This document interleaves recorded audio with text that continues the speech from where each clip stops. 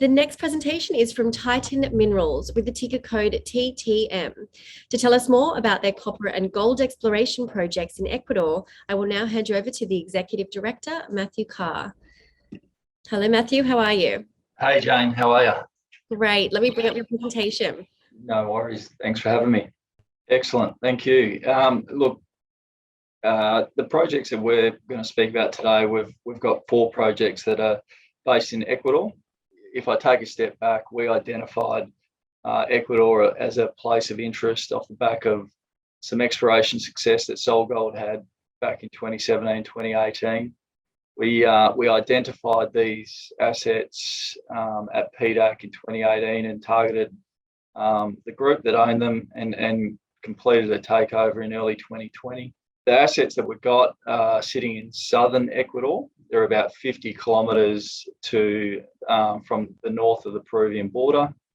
The interesting thing about this part of the world was, for the most part of the last, 30 years, much of this area had been locked out through a border dispute. So largely, not a lot of exploration or prospecting had taken place.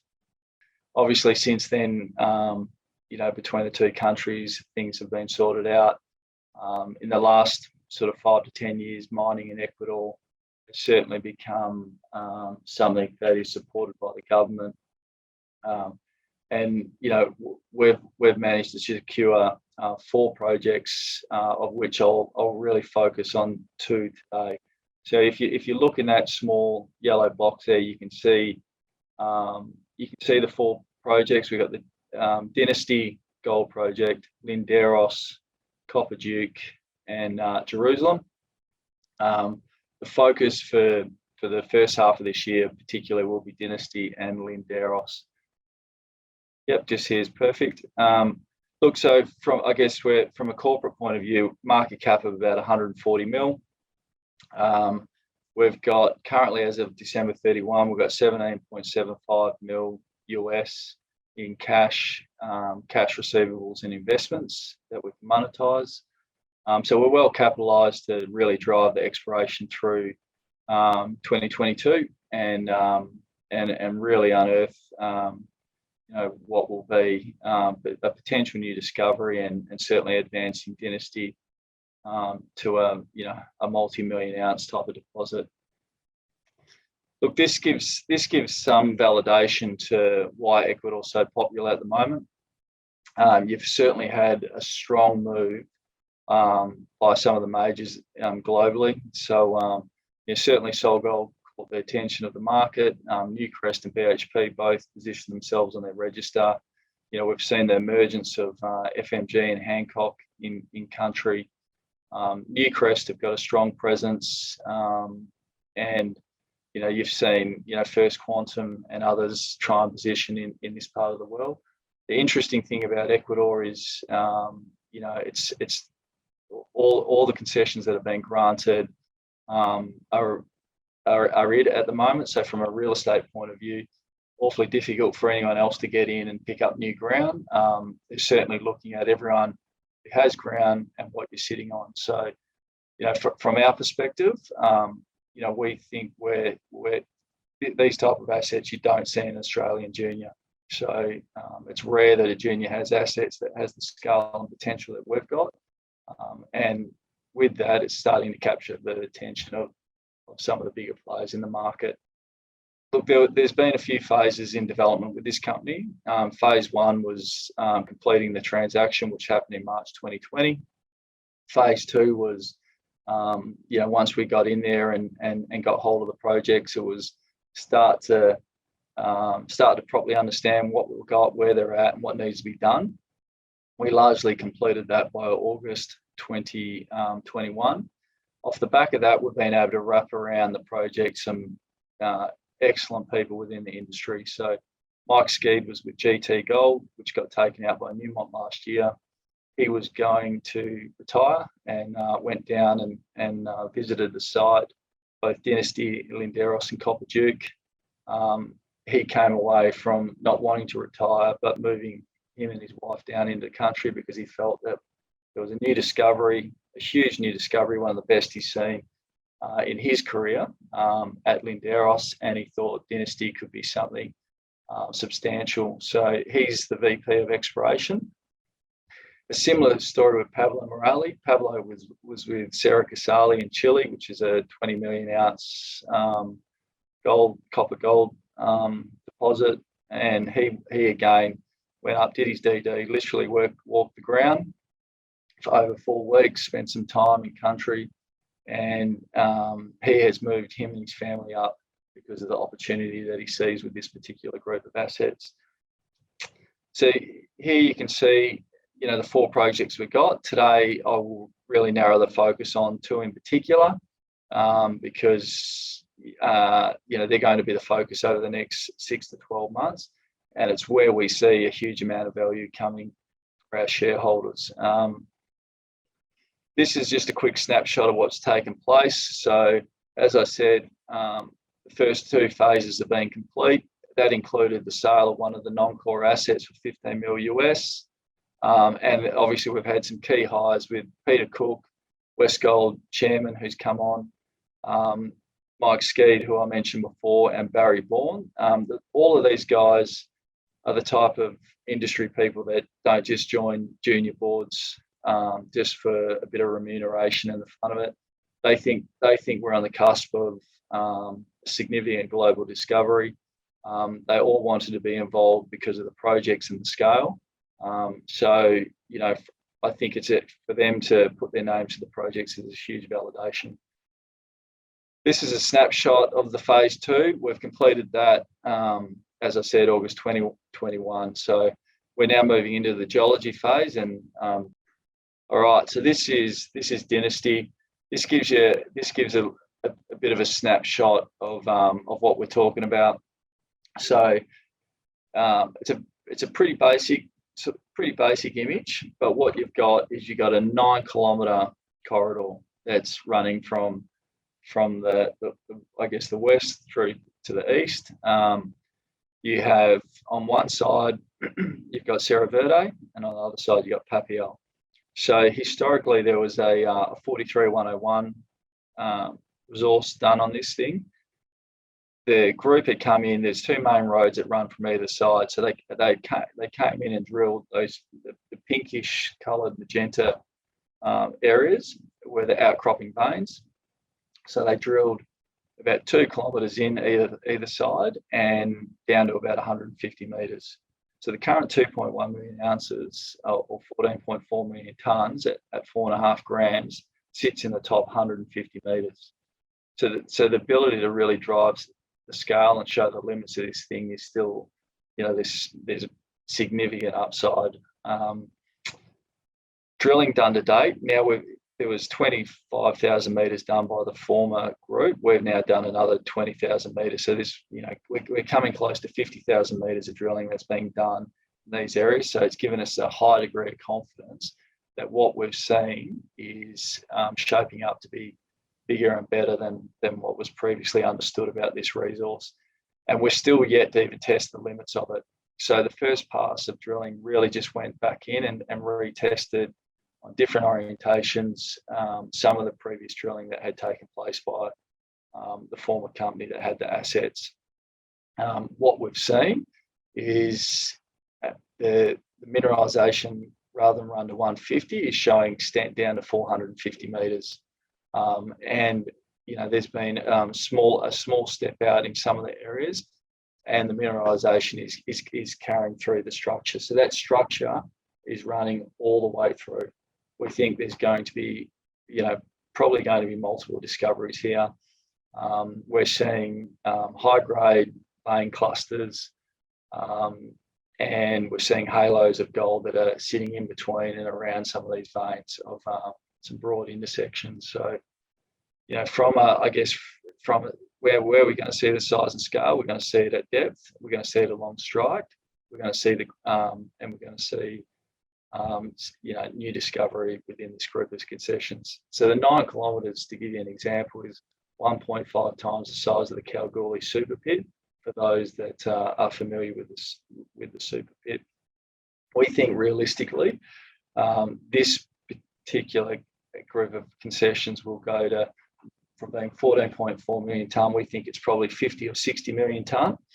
We think the grade probably drops down to sort of around 3 grams per tonne. At the moment, it's 4.5, but it'll be a huge, huge opportunity for us to show the market size and scale. So, we think it's a multi-million ounce deposit on the downside, and certainly something that's going to be much bigger. It's certainly attracted a lot of attention, and now we're putting the technical capability behind it with some of the individuals that we've got involved. These are just to give you some background on the areas that have been drilled to date. So Cerro Verde, Iguana, and Papio. Largely, most of the concessions are undrilled. So the limits of the system are not defined. We're certainly seeing continuation of gold at depth and certainly along strike, as I said. Some of the drilling that recently had been done, I think we recently put out 102 meters at 1.48 grams per tonne. We've got gold running from surface down to 300 to 450 meters in different areas. You can see it's really coming together. What's interesting about this system is it's a multi-event system. So while it is an epithermal gold system, we have a cluster of porphyries that sit, I guess, within these concessions. We have recently tested the Calaman porphyry that sits at Dynasty. We're waiting on some results, but based on the historical drilling, it looks like a gold-rich porphyry that's sitting slightly under the epithermal system. So this thing could be big, real big. There was a history of mining done here. So they actually did 3 years of small-scale mining. We got a really good look at the data. We did a reconciliation of it. What it showed is that they originally opened up in the first 3 veins. There ended up being another 8 on top of that in the one pit. The pit ended up going down to 80, 90 meters. The grade was off about 15%. The tonnage was up significantly, and ended up being about 40% more gold. So we think that's indicative of what we're going to see across the board. And that's just in this particular area of Cerro Verde. Look, over the next 6 months, Mike and his team are identifying next steps with the drilling, how we're going to demonstrate the size and scale. We think at the moment, we can show the market that this thing is going through 2022. This thing's going to be a multi-million ounce deposit with a hell of a lot of upside. Some of the non-core assets we'll continue to look at divestment or JV options, but 2 priority projects at the moment are Dynasty and Linderos. So Linderos is a really interesting one. Mike skied when he walked the ground and looked at the data, was super bullish on it. He thought it was a real wild card, something that had massive potential to be a new discovery of a rich copper gold system. This was a big part of why he joined the company. He said he's worked in all different projects in Africa, Canada, all around the world, and he actually hasn't seen an early stage project that looks like this one from his perspective. So he's obviously pretty excited about getting to site and looking at the first pass of the drilling. We're probably not that far away. I think we're within the next sort of 6 weeks we'll probably start the first pass of drilling here. There's 2 parts to it. There's the Meseta Gold Camp, which is a high sulfidation epithermal system on the edge of a copper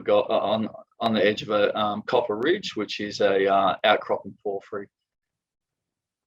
What we're looking at with the Meseta Gold Camp is that there had been a history of some holes. They had done a little bit of testing of it. It had come up with some pretty good results at 28 meters at 2.5, 8.8 at 4.7. Since then, Mike and his team have gone in, mapped it. We've done the soils, we've done the aeromagnetic work. A hell of a lot of work and planning's gone into on the next steps on when we're going to go back and drilling. Some of the older trenching results have shown, 21 meters at 18.5 grams, 20 at 14. So really strong mineralisation, and it gives a level of confidence to go in and test this gold prospect, which is part of Linderos. Copper Ridge is where Mike is super excited about. You've got you've got some stock work, channel sampling that had been done from surface, and the results are really encouraging. He describes it as a bullseye target. It's about 1 kilometre diameter. He says it's got all the geochemical gateway minerals that you want to see: zinc, lead, moly, and it's a proper bullseye target. So he knows where he wants to drill and why, and we're pretty excited about testing this out. And just to finish, we've got 2 other projects, Copper Duke and Jerusalem. Copper Duke is a pretty exciting prospect, but it's still early. We still need to do a lot of the non-invasive technical work before we're ready to go for a proper drilling campaign. We've twinned an old UN hole and tested some geology that we're waiting on some results, but this will fall into the second half of the year. And just in closing on these particular assets, as I said, 3 phases of the company. Phase 1 was complete the acquisition. Phase 2 was the re-engagement with the community, CSR, government, surface rights, preparing the team and building the team. We're into phase 3, which is the most exciting phase. And I guess to use an old saying, we've pushed the cart to the top of the hill, and now it's time to roll down the other side and start collecting the gold coins. And this group of assets, it gives a size and scale that really, really capture the attention of not only the Australian market but the global market, with the new discovery potential. So if you're a speculator, if you're a betting person, what's the play? The play is you have Dynasty, which is we will demonstrate it is a multi-million ounce gold opportunity, and you've got a free hit at something that could be the next Solaris Sol Gold at Linderos. So look, I think we're worth multiples of where we're trading at the moment, and I think in the fullness of time, the market will recognise that. Thank you for that, Matt. Unfortunately, No we have gone over today, Yep. but there has been a few questions that have come through. So I'd encourage webinar attendees to reach out via the contact details on the bottom of the ASX releases. But again, Matt, thanks for your time. Excellent. No worries. Thank you.